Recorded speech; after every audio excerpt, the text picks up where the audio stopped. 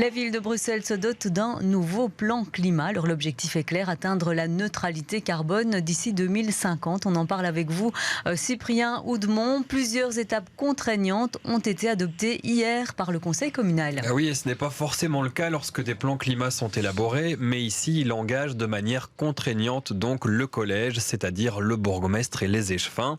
Ils doivent le respecter sous peine de sanctions.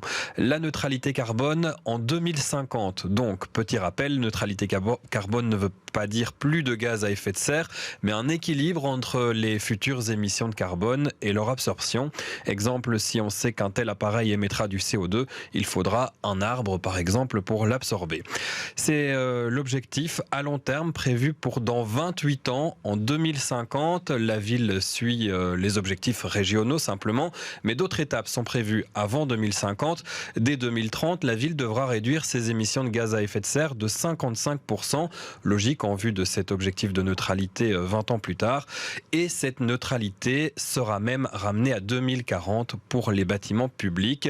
Autre objectif important de ce plan adopté hier, donc, ça veut dire que tous les édifices de la ville, comme le nouveau bâtiment administratif, mais aussi comme l'hôtel de ville beaucoup moins moderne de la Grand Place, devront être neutres d'ici 18 ans. Voilà, donc ce sont de belles et grandes ambitions, mais Cyprien, comment on fait pour les respecter ? Eh bien, la ville communique sur 400 actions. Elle se retrouve sur le site bruxelles.be. Si par exemple on ouvre le thème déchets, on découvre des objectifs en termes de compostage avec par exemple une future installation d'un site de mésocompost, un énorme site de compost pour tous les biodéchets alimentaires qui sont non compostés sur leur site de production.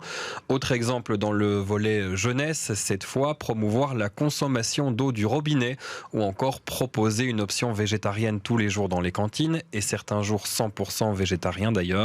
On parle aussi d'installer des citernes d'eau de pluie dans les cimetières, d'arroser les terrains de sport avec de l'eau de pluie.